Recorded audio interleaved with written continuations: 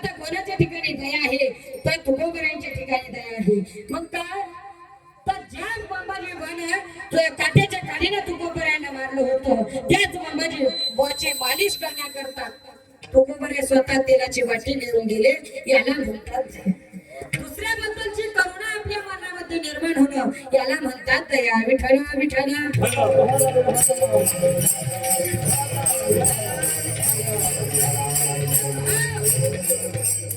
एवढंच नाही तर एकनाथ महाराजांच्या ठिकाणी आता दया झालं. आता क्षमा एक मुसलमान एकनाथ महाराजांच्या अंगावरती ठोकला 108 वेळा ठोकला पण एकनाथ महाराजांना राग आला नाही.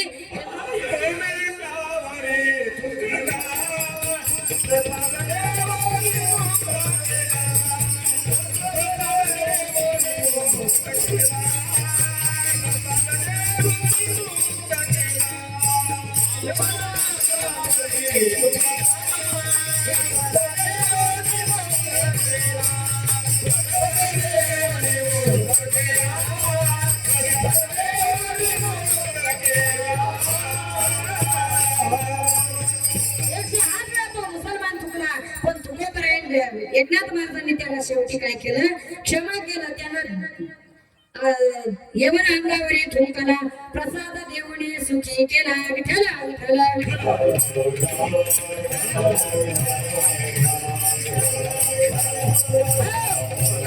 नाही तर शांती सुद्धा एकनाथ महाराजांच्या ठिकाणी आहे बरं का. काय तर एक उंचवाट्यावरचा माणूस एकनाथ महाराजांची देवपूजा करत होते आणि देवपूजा करत असताना त्याच्या मांडीवर जाऊन बसला नाही. तरी एकनाथ महाराजांना काहीच बोलले नाही. उलट म्हणाले बस येऊन बस चांगले संस्कार लागतील. म्हणजे संतांच्या ठिकाणी दया आहे क्षमा आहे शांती आहे. मुक्ताबाई म्हणते अरे त्यांना ना त्या ज्याच्या ठिकाणी दया क्षमा शांती आहे ना त्यालाच या जगामध्ये खरे संत म्हणतात. मग का ग या जगात खोटे पण संत असतात का? असतात ना. नाही असं नाही असतात. मग कसे की जे बाह्यवेश धारण करतात भगवे वस्त्र परिधान करतात. याचं काय भस्म हिचं काय भस्म हिचं काय भस्म अख्ख्या अंगाला भस्म लावतात. बम बम बोले गल्ली न टोले गल्ली नाही येतात. ते भगवे वस्त्र परिधान केलेले त्या रुद्राक्षाच्या वेळा आणि मग आपण त्याच्यावर पुन्हा भरून जातो. बाबाई दर्शन घ्या बाबा चांगला 51 रुपये घेतो चालले जातो. म्हणजे असे काही संत मुक्ताबाई म्हणते अरे दादा खरे संत कोणते की ज्याच्याकडे दया क्षमा शांती आहे तेच या जगामध्ये खरे संत आहे. मग कागा मुक्ताबाई कागा मुक्ता ते संत लोभी असतात का? मुक्ताबाई म्हणते अरे दादा ते संत कसे असतात अभंगाचं दुसरं छोटं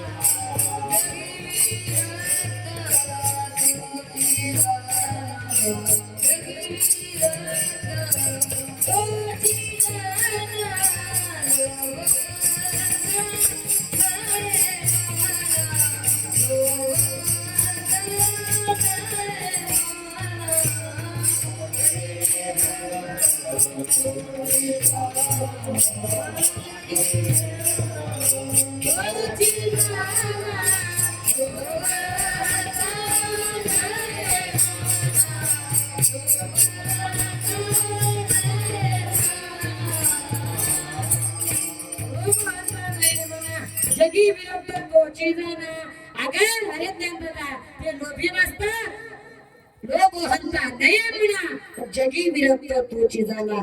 त्यांच्या ठिकाणी लोक नसतो, अहंता नसते. अहंता म्हणजेच काय? अहंकार. आता काय काय जणांना अहंकार करतो, कोणाला रूपाचा अहंकार राहतो, कोणाला धनाचा अहंकार राहतो, कोणाला श्रीमंतीचा अहंकार राहतो. अहंता म्हणजेच अहंकार. आणि हा अहंकार काय एकटा काय शरीरात घुसला रे घुसला की जीवनाचं पतन केल्याशिवाय राहत नाही. बरोबर आहे का नाही? पण अरे हा अहंकार काय असं चांगल्या जुळल्याच्या ठिकाणी जातो का? हा दाखव चांगल्या जुळल्याच्या ठिकाणी जातो का? नाही. तो अशा एखाद्या चांगल्या माणसाच्या ठिकाणी जातो, एखाद्या चांगल्या मुलाच्या ठिकाणी जातो की तो चांगला ऑफिसर आहे, चांगल्या उच्च पदावर आहे, त्याला सगळं काही येतं, चांगली पीएचडी चांगली आहे. मग तो अहंकार म्हणतो जरा पाहू लागतो, मग तो त्याच्या इच्छाच घुसतो. मग त्याला वाटतं आपण आता राजा झालो काय, त्याला तो अहंकार करतो. आता मला सांगा, समजा तोच अहंकार जर मनाचा नव्हता, जीवनाचं चांगलं होईल का पतन होईल? माझ्या अहंकार चढू नाही पण सांगतो पतन होईल ना. तसंच अहंकार काय एकदा चढला की जीवनाचं पतन होतं. आणि कोणत्या कोणत्या गोष्टीचा आपण अहंकार धरून बसतो की अरे ज्याच्यामुळे आपण मोठं झालो, ज्या गुरुवरांमुळे आपण मोठं झालो, त्यांचं शिक्षण आपण घेतो आणि तेच जगभर मिरवतो, जगभर सांगतो आणि त्यांच्याच शिक्षणावर आपण मोठेपणा करतो. कशाचा अहंकार आहे? म्हणून हा अहंकार काय एकदा घुसला रे घुसला की जीवनाचं पतन केल्याशिवाय राहतच नाही. विठ्ठल विठ्ठल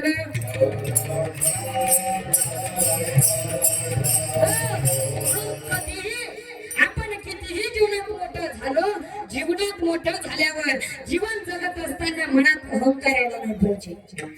मनात अहंकार आला नाही पाहिजे. त्यावेळेला मुक्ताबाई म्हणते की अरे दादा, ते लोभी नाही, अहंकारी नाही, तर ते कसे आहे? वैराग्यवान आहे. ते विरुद्ध आहे, वैराग्यवान आहे. मग कागे बघता ते संत सुखी आहेत का? हा सुखी आहेत का? त्यावेळेला मुक्ताबाई तेच उत्तर अभंगाच्या तृतीयच्या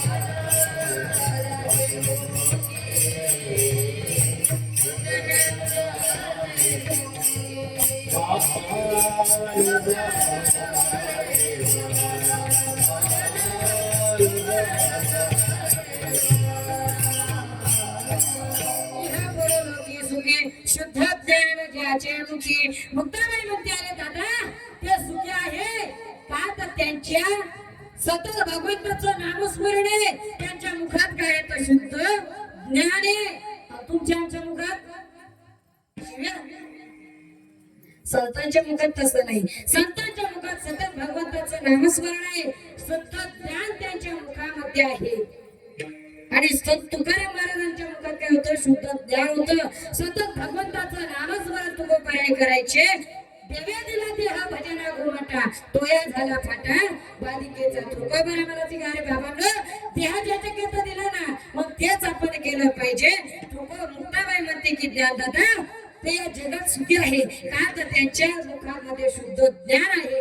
आणि शुद्ध ज्ञान आहे ते सतत भगवंताचं नामस्मरण करतात. मग का ग मुक्ता, मी विचारलं ते संत कसे असतात, तर तू म्हणते की ज्याच्या ठिकाणी दया क्षमा शांती आहे त्यांना संत म्हणतात. मग ते संत कसे असतात विचारलं, लोभी असतात का? तू म्हणते नाही, ते विरक्त आणि वैराग्यवान असतात.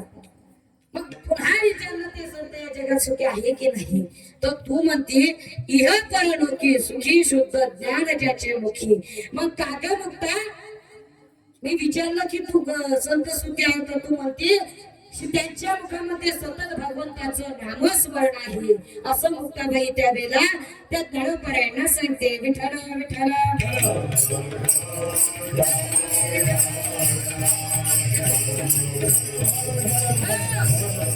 मुक्ताबाई म्हणते की अरे दादा, या जगाचा तू विचार सोडून दे.